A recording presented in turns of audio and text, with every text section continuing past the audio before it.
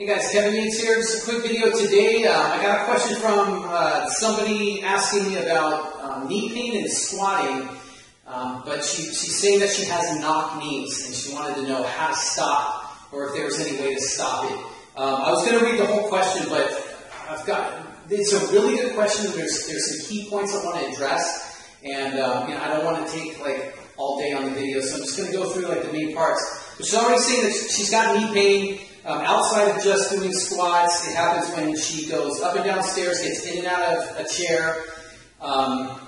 She says that she has knock knees. Basically, whenever she extends her leg, that from the knee down to her foot, her leg angles outward, but then from above the knee, like her femur, angles in or straight, and the lower leg just angles out. Either way, that's what's going on. So she's saying that she doesn't know how that would never happen. Sounds like she thinks it might be kind of this a genetic thing or a structural thing.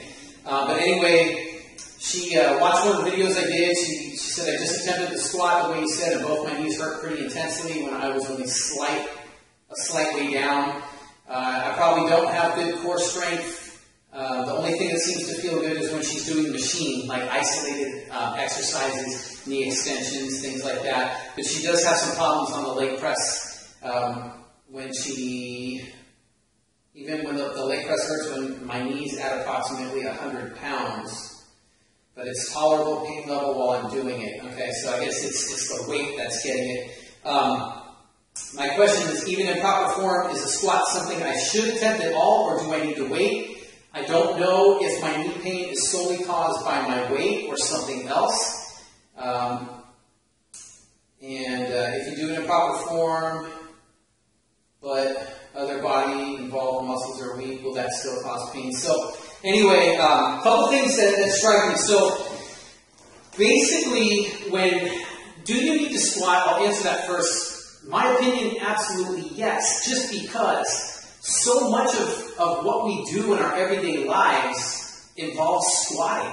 I mean, if you think about, not only going up and down stairs, which is an extension of a squat, basically more like a step up or a version of a lunge pattern, getting in and out of your car, you've got to get in and out of bed, up and down out of chairs, you've got to be able to bend down and pick things up around the house, and, even if you're in any kind of sporting activities, you're going to need to be able to do that to some degree, as well as the most fundamental thing is when you go to the bathroom and you got to go, you got to get down on the toilet. You got to be able to squat. So yes, you have to do it. But the big thing that I wanted to address was the knock knees, because when you talk about the leg from the knee down seems to go outward. Well, it could be that, or a lot of times, what I see in most cases is that it's not really that so much as the femur, the upper leg, the thigh, is actually angling inward. It's actually rotating in. So then what has to happen is either it's so far in that the foot looks like it's out compared to if you look at the knee, or sometimes you compensate by turning the feet, because everything when your knees are kind of coming in like that, your knock knee, you're going to collapse. It's a collapse pattern. So what has to happen is that you have to turn the feet outward to gain some position on the knees to kind of keep them from collapsing. So it's a compensation pattern that starts to happen. So a couple things. When you have knock knees, the one thing I would look at, there's two main weaknesses that I would really look to address. One, and you already mentioned it in your letter there, was that you had poor core strength. So specifically in I would look at lower abdominal strength. Before that, I would look at transverse abdominal strength. I'm going to tell you why. Transverse abdominis, you can't visibly see it. Even bodybuilders and all that, they can't see it because it's underneath all of the other abdominal muscles that you have. But it's a key stabilizer of your spine. And you're going to see why that's important in just a minute when I show you. The other is the lower abdominals, and then the glutes, right? There's weaknesses in those. So I would address those, identify where the weaknesses are. Typically, you're going to see some weakness in all of them, right? So it's kind of, they're all connected. They all work together, these muscles. They're not isolated. So, that being said, a couple things you could do. I've kind of used this in and try to show you what happens during a squat, or what can happen. So if you put this dowel like this, you can see posture, and see where I've got my hand right in between the low back there. So the space that I've got between my low back and the dowel, that's the space I basically want to keep right there. Now, if you've already got enough space to where you can like run your whole hand through to the other side without a problem, then that's a sign that you've got too much curve in your lower back. Okay? And what that's going to do is it's going to tip your pelvis forward. Like if your pelvis, your hips were a bucket and they were filled with water, the water would spill out to the front because it would tip forward. Okay? That's one thing. The other thing is that you might have a normal, you can fit your hand comfortably in that groove, but when you start to squat down, you would see an increase in the curve. So I don't know if you can catch it on the camera. I'll try and hold it at the top here. So here's the space I've got. You would see it kind of like that, how that space increases. Okay, same type of thing. So what happens in that case is that there's a lack of stability. The core muscles, right, the abdominals, more specifically the transverse abdominis that I mentioned before, and the lower abdominal muscles are not stabilizing the spine and controlling the pelvis. So what happens is that when you squat down, the abdominal muscles, right, they basically look at your rectus abdominis that runs from the top of your rib cage here and all the way down. Well, it gets longer, right? It's getting pulled apart and weaker as you squat down. So if you can't generate enough kind of strength in there to hold, it's just going to extend, and then you're going to get that curve and the pelvis tips forward. And what happens with the pelvis, why this is a key with knock knees, is because when your pelvis tips forward, then your knees will knock.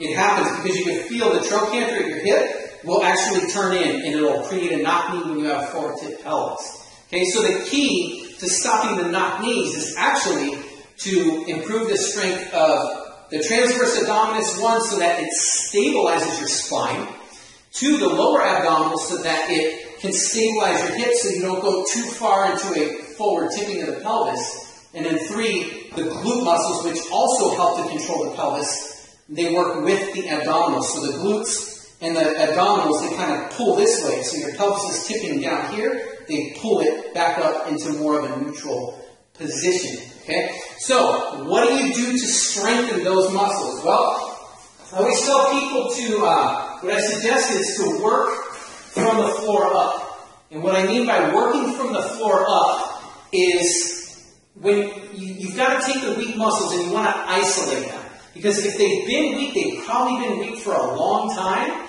and you really aren't aware of what they're supposed to feel like when they're working, or if they're working, or how that goes. So the best thing you want to do is get on the floor so you can isolate the weak muscles. Become aware of what they're supposed to do. Feel what they feel like when you're working on it. So three main exercises you can do. Now, the first one is for your transverse abdominis.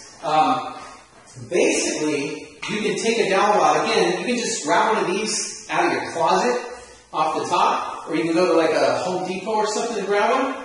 And all you have to do is make sure it's touching your head, your upper back, and your tailbone.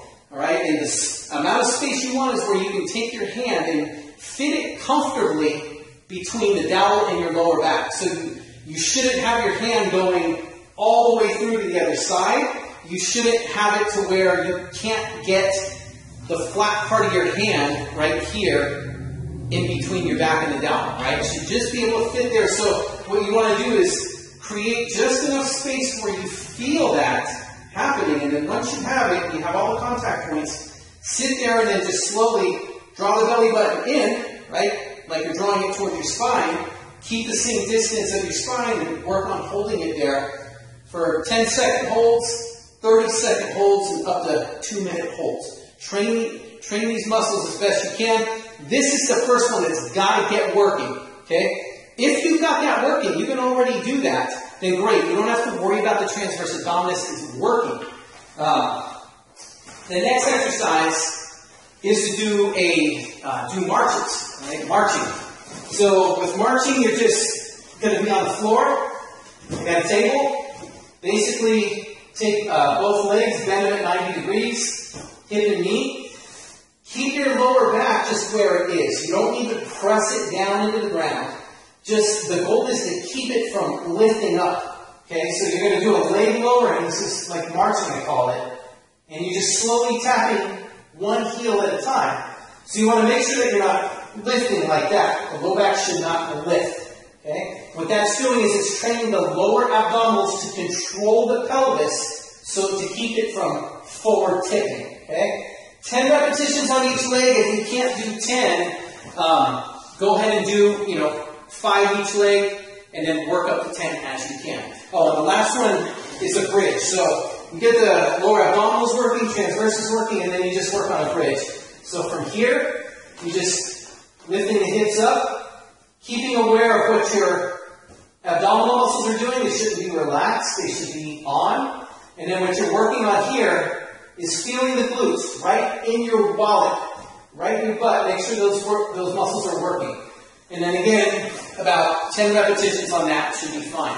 So those are your big 3 exercises. And when you start to become aware and you can really feel those muscles working, it's going to be completely different when you stand up. Then you start incorporating them back into a squat. So once those are working, then you get back up into your squat. Put the dowel on your back like I showed you, and now you can activate that transverse, keep that lower abdominal engaged, and then start to work on feeling the glutes when you go through your squat pattern.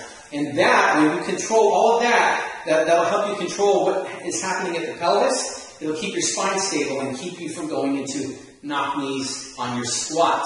So hopefully that helps. And I know this was a long video, but sometimes I just can't rush that kind of information in 3 minutes. Everybody's got they want short videos nowadays and all that stuff. So that's what I got to do. So anyway, hopefully that helped you. And again, if you have any more questions, drop them in the comment box below. And until then, take care.